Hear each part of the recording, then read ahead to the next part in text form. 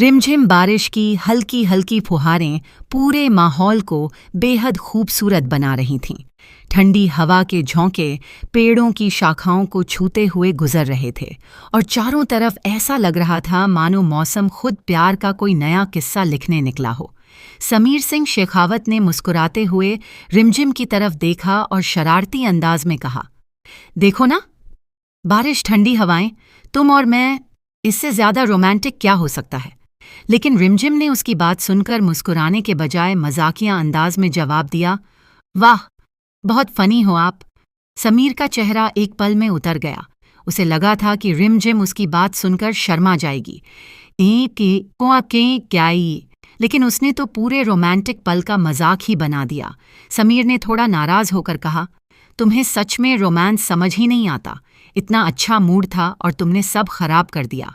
अब तो तुम मेरी पत्नी हो, तुम्हें पता भी है कि पत्नियां अपने पति के लिए क्या क्या करती हैं। प्यार से बातें करती हैं, उनका ख्याल रखती हैं, केसर वाला दूध लेकर आती हैं, और एक तुम हो जो हर बात का मजाक बना देती हो। रिमझिम ने तुरंत अपनी दोनों बाहें बांध लीं और उसकी आंखों में हल्की सी शरारत चमक उठी। वह बोली, ये सब पुरानी फिल्मों में अच्छा लगता होगा। मैं आज की लड़की हूं और मुझे इतनी आसानी से कोई नहीं मना सकता। आपको लगता है कि शादी हो गई तो बस कहानी खत्म? नहीं समीर जी, असली कहानी तो अब शुरू हुई है। समीर हैरानी से उसे देखने लगा। उसे समझ नहीं आ रहा था कि आखिर रिमझिम कहना क्या चाहती है। तभी वह मुस्कुराकर बोली, साधना देवी को इम्प्रेस करने के लिए आपने कितनी मेहनत की थी, कितने पापड़ बेले थे, लेकिन मेरे लिए आपने ऐसा क्या किया? क्या कभी मुझे दिल से प्रपोज किया? क्या कभी अपने प्यार का इजहार वैसे किया जैसा फिल्मों में हीरो करते हैं? समीर कुछ पल के लिए बिल्कुल चुप हो गया। उसने शायद कभी इस बारे में सोचा ही नहीं था। रिमझिम ने उसकी आंखों में देखते हुए आगे कहा, आजकल लोग अपने प्यार को यादगार बनाने के लिए कितने अलग अलग तरीके अपनाते हैं। कोई आसमान में नाम लिखता है, कोई हजारों फूलों से सरप्राइज देता है, कोई पूरी दुनिया के सामने अपने प्यार का इजहार करता है। और आपने शादी कर ली। बस ऐसा नहीं चलेगा। जब तक आप मुझे दोबारा पूरे दिल से प्रपोज नहीं करेंगे, तब तक मैं आपको माफ नहीं करने वाली। समीर ने हंसते हुए बात टालनी चाही, लेकिन रिमझिम इस बार पूरी तरह गंभीर थी। उसने साफ शब्दों में कह दिया, याद रखिए, मैं चाहती हूं कि आप मुझे वैसे प्रपोज करें जैसा मैंने कभी सपने में भी नहीं सोचा होगा। तभी मैं मानूंगी कि मेरे रॉकस्टार समीर सिंह शेखावत सच में सबसे अलग हैं। समीर के चेहरे पर धीरे धीरे आत्मविश्वास लौट आया। उसने मन ही मन फैसला कर लिया कि अगर रिमझिम को दुनिया का सबसे खूबसूरत प्रपोजल चाहिए तो वही होगा।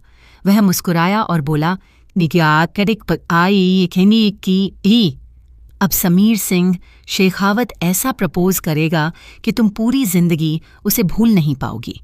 रिमझिम ने भी मुस्कुराकर उसकी चुनौती स्वीकार कर ली, लेकिन उसे बिल्कुल अंदाजा नहीं था कि समीर इस बात को इतनी गंभीरता से ले लेगा। अगली ही सुबह समीर शहर के सबसे बड़े इवेंट प्लानर से मिलने पहुंचा। उसकी आंखों में सिर्फ एक सपना था, रिमझिम के लिए ऐसा सरप्राइज तैयार करना जिसे देखकर उसकी आंखों में खुशी के आंसू आ जाएं। वह बार बार एक ही बात दोहरा रहा था, मुझे कोई साधारण सजावट नहीं चाहिए। मैं चाहता हूं कि जब रिमझिम यहां आए तो उसे लगे कि वह किसी सपनों की दुनिया में कदम रख चुकी है। फूल ऐसे हों जो किसी ने पहले कभी न देखे हों, रोशनी ऐसी हो कि पूरा आसमान भी फीका पड़ जाए, और हर छोटी से छोटी चीज बिल्कुल परफेक्ट होनी चाहिए। इवेंट मैनेजर उसकी बातें सुनकर हैरान था। उसने मुस्कुराते हुए कहा, सर, इतना परफेक्शन तो हमने किसी फिल्म की शूटिंग में भी नहीं देखा। लेकिन समीर ने बिना झिझक जवाब दिया, ये कोई फिल्म नहीं, मेरी जिंदगी का सबसे बड़ा पल है, इसमें कोई कमी नहीं रहनी चाहिए। उधर प्रेम, प्रताप और बाकी दोस्त समीर की तैयारियां देखकर अपनी हंसी रोक नहीं पा रहे थे। प्रेम ने मजाक में कहा, भाई, शादी के बाद पहली बार किसी पति को अपनी ही पत्नी को दोबारा पटाने के लिए इतनी मेहनत करते देखा है। प्रताप ने भी चुटकी ली, अगर हमारे पास इतना काम नहीं होता ना, तो तेरे लिए फूलों की माला नहीं, रस्सी बनाकर तेरा गला ही दबा देते। सब जोर जोर से हंस पड़े, लेकिन समीर के चेहरे पर मुस्कान के साथ साथ एक अजीब सी बेचैनी भी थी। उसे बार बार लग रहा था कि कहीं कोई छोटी सी गलती उसकी सारी मेहनत पर पानी न फेर दे। तभी उसका फ़ोन बजा। दूसरी तरफ डेकोरेशन टीम थी।